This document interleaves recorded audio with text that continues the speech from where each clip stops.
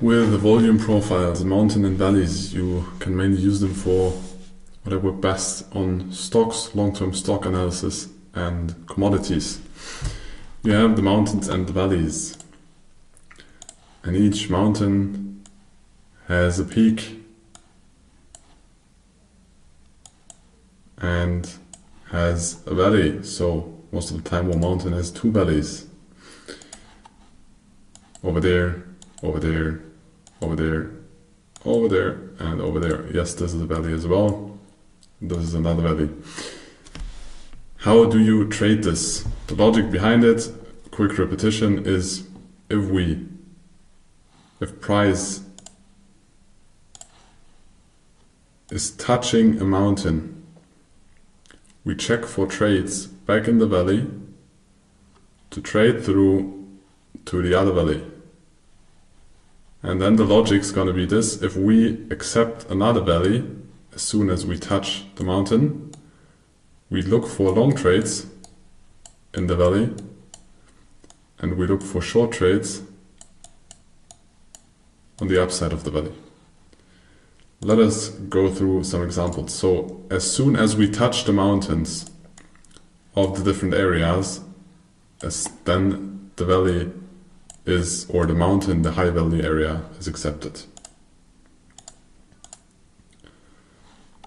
So we have a low volume node down there, a low volume node down there, and we have a, you cannot really see it because there's already a white line, but a low volume node over there. And price started to accumulate in this range. So the volume that you see here was not that extreme there before, but there also was a POC or a VPOC in the low volume nodes, but not as much as you see in this profile.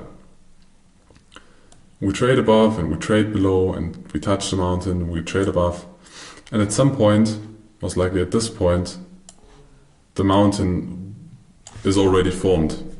So we would check for a long trade because we are trading in this high volume area and we want to check for a long trade in this low volume area, so in this valley, and we want to check for a short trade in this valley. So we'll check for a long trade here and get stopped out, because either we wait for a setup, then most likely we did not get an entry, or we just put stop loss maybe in the next value area, but then the risk to reward would be too bad, because then we enter here, we have our stop loss in the next mountain, and the take profit here, maybe that's a risk to reward of 1, which is too bad. So we would check for a setup, maybe get stopped out, we break back in, but the break in also is very fast. Either we get a P and we can scale in with that, or we don't, or we miss the entry. So where do we check next for a trade? We accepted the new area again, and then we will look for a short trade on the upside, on the valley on top. So we'll check for a short trade over there. Again, either P setup, B setup, confirmation with finished auction. So we check and trade to the downside. We did not reach our take profit fully, but we most likely took partials on the POC or VPOC, and then we break out. Then we spend some time outside. We can check for a retest. So maybe we got a short because we checked for another short entry over here. So we got a loss. And now we are going to price discovery.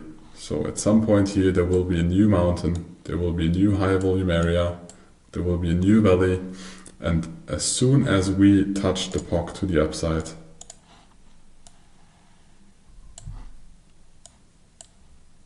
then we can check for long trades in this valley and continue for long trades.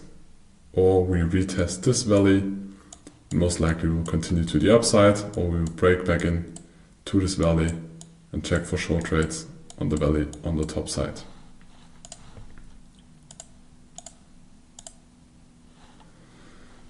So in this case, we also have a mountain.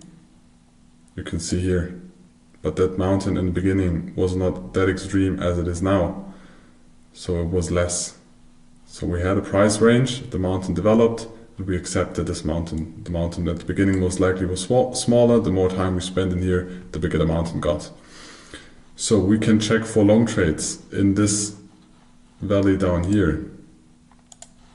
Because we accept this price range, we can check for long trades down here, because we have our valley here, or we can check for short trades up here, because we have a value over here and we are trading in this fair value range. So we trade to the mountain, then we go back to the valley, and at this point we will check for a short trade. And when we trade through it, we will check for a long trade here. I think it's the Russell. We'll check for a long trade down here to trade again to the other side. Until at some point we will get a stop out, we'll break out. And then we need to touch the new mountain. And then we check for a new entry, maybe in this valley, to the long side. So we trade to the other side of the valley, which is here.